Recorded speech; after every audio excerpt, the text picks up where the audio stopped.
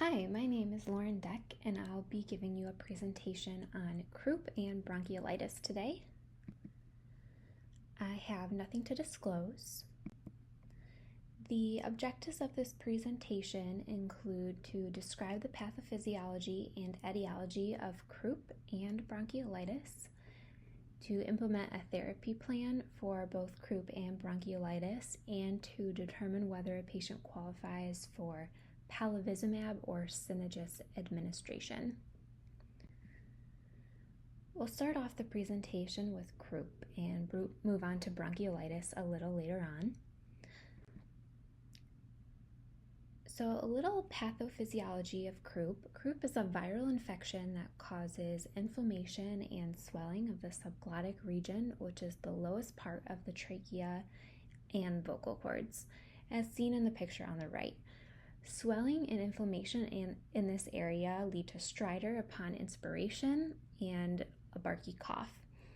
Croup is predominantly caused by parainfluenza, but it can also be caused by many other viruses, including influenza A and B, adenovirus, RSV, rhinovirus, and enterovirus.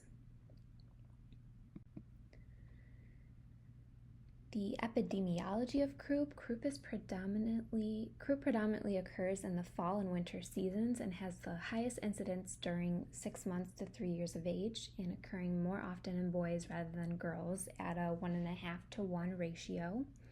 Most cases of croup are mild and self-limiting, with less than 5% of children ending up hospitalized and about 1 to 3% requiring intubation and mechanical ventilation. Additionally, croup has a low mortality rate at less than 0.5%. Signs and symptoms of croup can include a low-grade fever, stridor, which is a high-pitched whistling sound heard on inspiration, a barky cough, kind of like a seal would sound, an elevated respiratory rate, and these symptoms all tend to be worse at night when the infant is trying to sleep.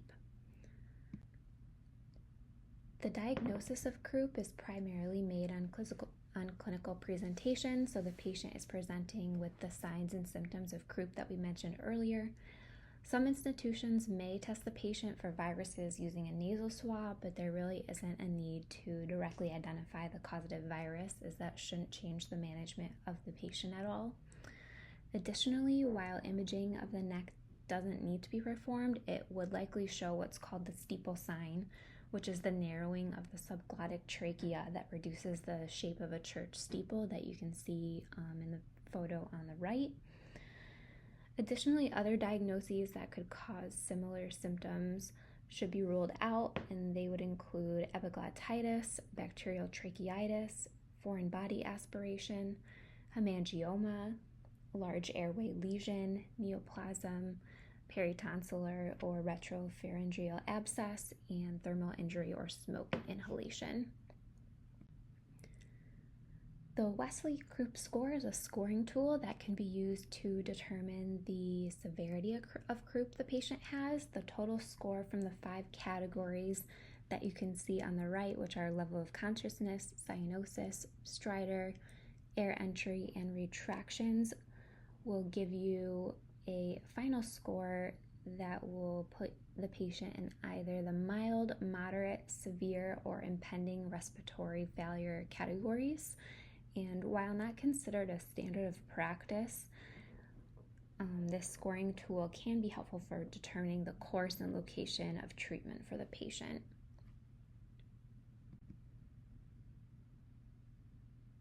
So here I have outlined kind of our general approach to croup treatment. So we have supportive care, which could include giving the patient fluids, whether that's oral fluids or IV, giving them antipyretics for any fever associated with croup, and then supplemental oxygen as needed as well. And then for medications, we have mainly 2 different medications that are recommended. The first being a steroid called dexamethasone, and this is a one-time dose that's recommended for all croup patients. And then there's nebulized racemic epinephrine that is used as more of an as-needed symptom relief for patients with more moderate or severe symptoms of croup. So as I mentioned, steroids are the primary medication for the treatment of croup. The anti-inflammatory effects of steroids help to decrease the laryngeal mucosa edema and open the airway. The preferred steroid is dexamethasone, and this is mainly due to its long half-life. The dose that we use is 0.6 mg per kg, and it can be given various routes, those being orally, IV, or IM as a one-time dose. The max dose is 16 milligrams. However, some institutions will max at 10 milligrams rather than 16, or somewhere between the 10 to 16 milligram range. And most often, the dexamethasone is given orally if there's no need for IV access at the time in the patient.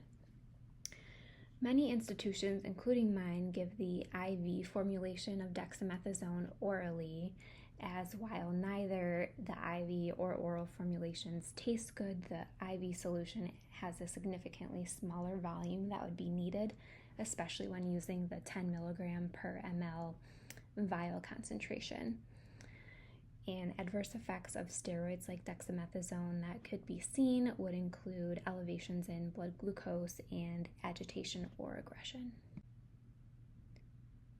A Cochrane review from 2018 reviewed the use of dexamethasone for croup.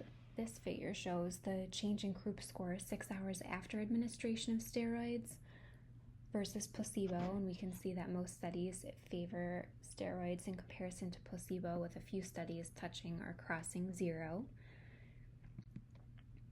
And this figure from the same Cochrane review shows return visits or readmissions after administration of steroid or placebo, and also favors steroid over placebo.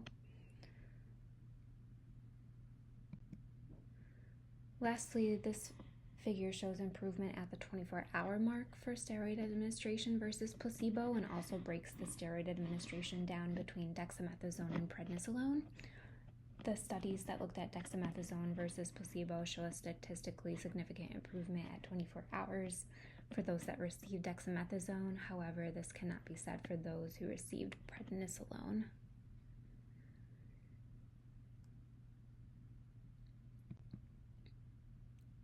Next, we have racemic epinephrine, 2.25%, which decreases airway edema by causing arterial vasoconstriction. It has a quick onset and short half-life and is primarily used for short-term symptom relief.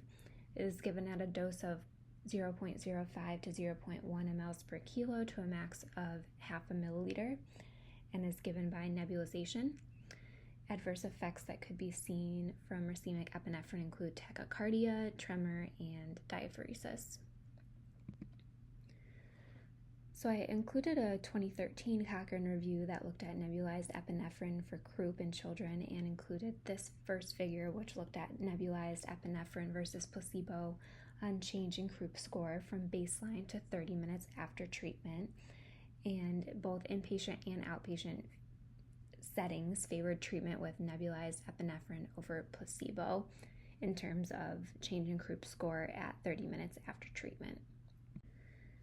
I did also include 2 other figures from this Cochrane review, the first being length of hospitalization in hours, comparing those that received epinephrine versus those receiving placebo, with the inpatient setting favoring those that received epinephrine in terms of decreased length of hospitalization.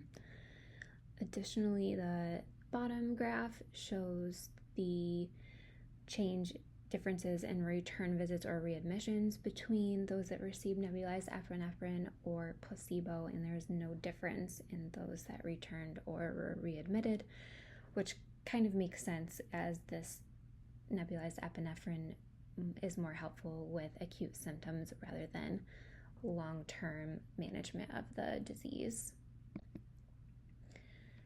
Next, we'll move on to bronchiolitis.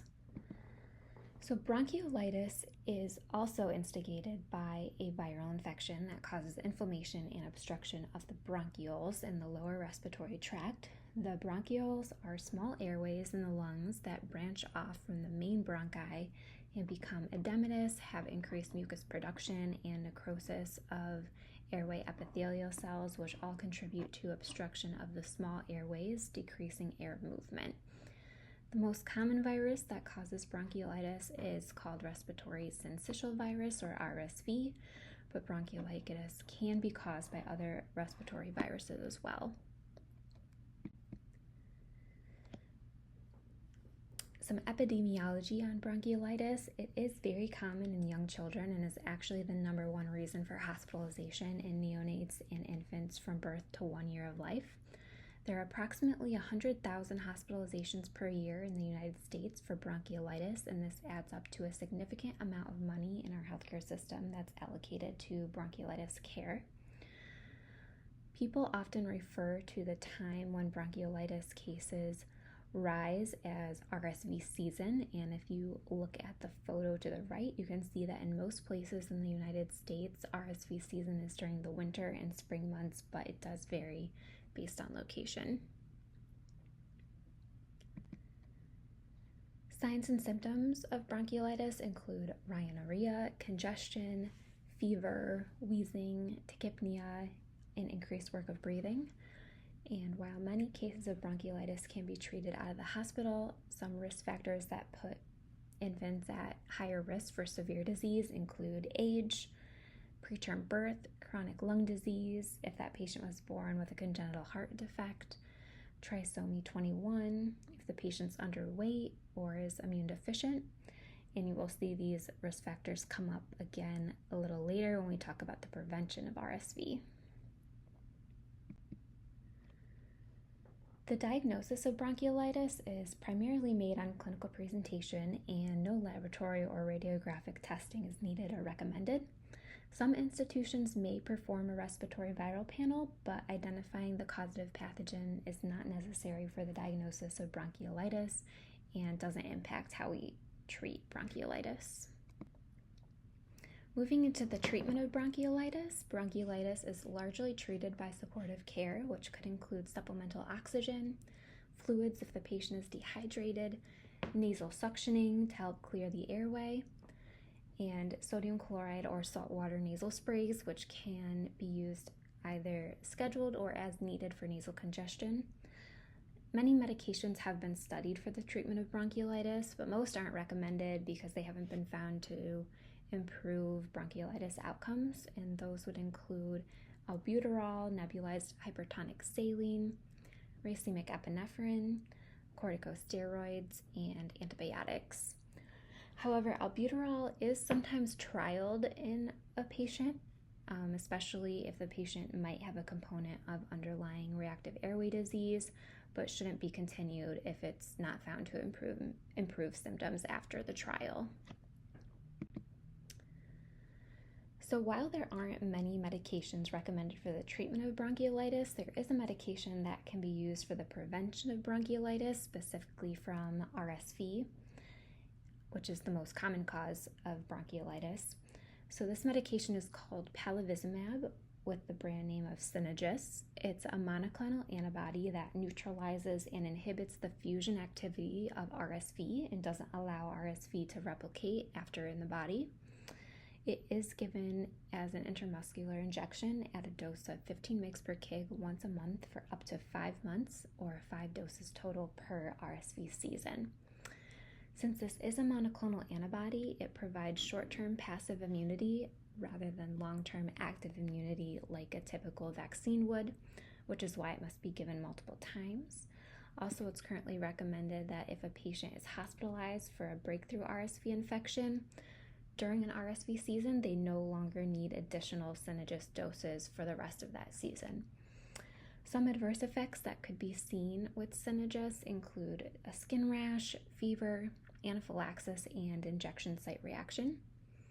Synagis does remain fairly costly at about $2,000 for a 50 milligram vial and about 3,500 milligrams for a 100 milligram vial. So who should receive Synagis? Synagis is currently recommended to be given to patients at the highest risk of severe disease if they were to get RSV. So here are the guidelines put out by the AAP, and I usually find it most helpful to reference this chart exactly when we have a patient that we're unsure if they qualify or not. And you can see with the right two columns, patients can qualify for up to 2 RSV seasons depending on what underlying conditions they may have. In general, the conditions that qualify a patient to receive Synagis include prematurity, chronic lung disease of prematurity, congenital heart disease, anatomic pulmonary abnormalities and neuromuscular disorders, and cystic fibrosis. Moving into the future of RSV prevention, there actually is a new monoclonal antibody called nirsevimab that's currently being studied by AstraZeneca and Sanofi for the prevention of RSV. And some of the benefits of nirsevimab over palivizumab or Synagis that we were just talking about is that it's a longer acting monoclonal antibody and may only require 1 dose to be given in an RSV season.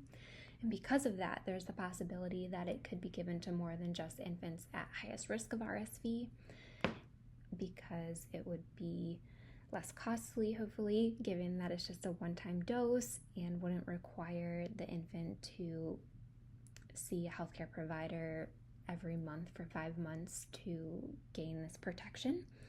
So as I mentioned earlier, bronchiolitis does have a significant impact on the healthcare system, which could be avoided if less infants developed RSV bronchiolitis or potentially had less severe symptoms and needed less care for those symptoms.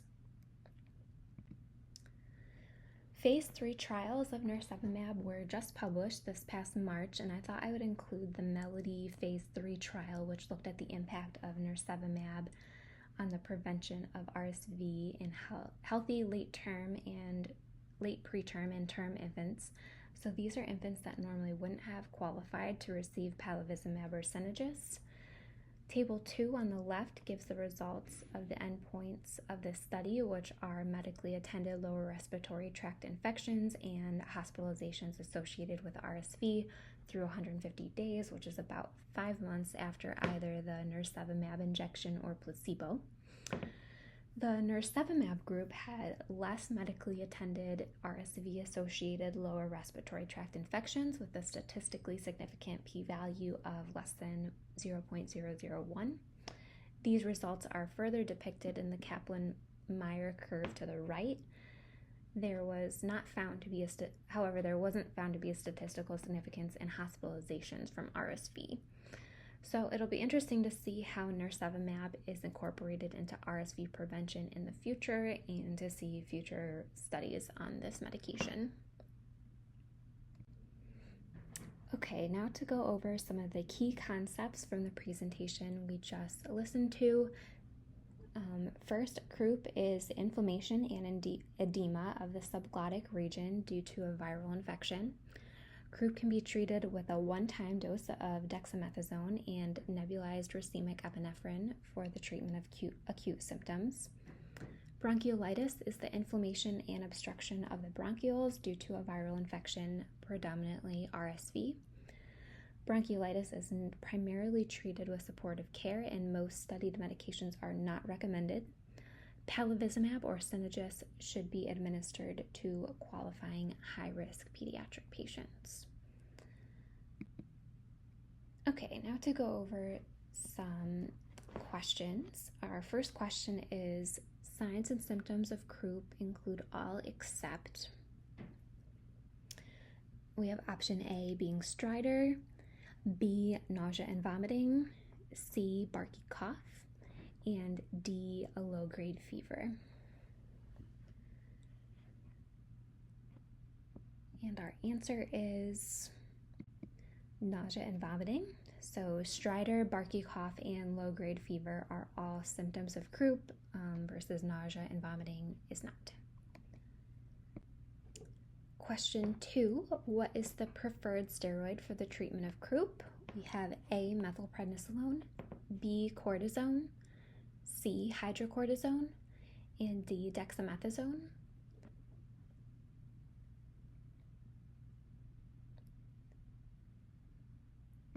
And our answer is D, dexamethasone. Due to the long-acting nature of the medication, we can just give a one-time dose of it. That brings us to question 3. What is the recommended dexamethasone dose for croup? We have A, 0.6 mg per kg, B, 10 milligrams, C, 0.6 milligrams, and D, 0.5 mg per kg.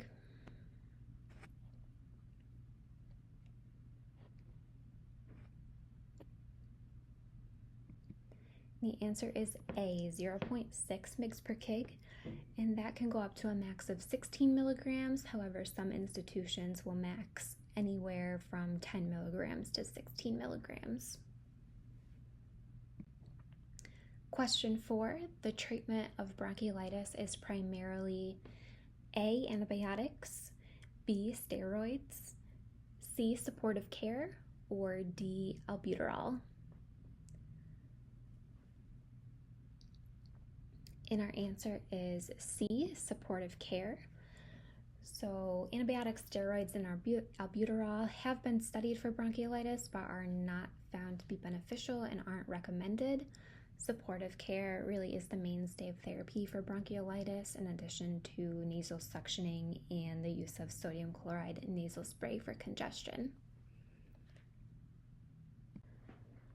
And our final question, number 5, all of the following patients qualify for palivizumab or Synagis administration during RSV season except A, a 13-month-old infant born at 28 weeks gestational age with hemodynamically significant congenital heart disease, B, a 4-month-old infant born at 30 weeks gestational age with chronic lung disease of prematurity, C, an 11-month-old infant born at 27 weeks gestational age, and D, a 5-month-old infant with cystic fibrosis and chronic lung disease.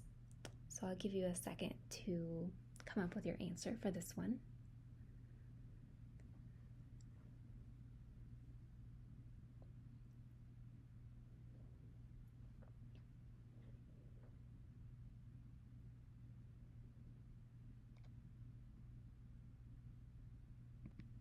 All right, and our answer is A, the 13-month-old infant born at 28 weeks gestational age with hemodynamically significant congenital heart disease.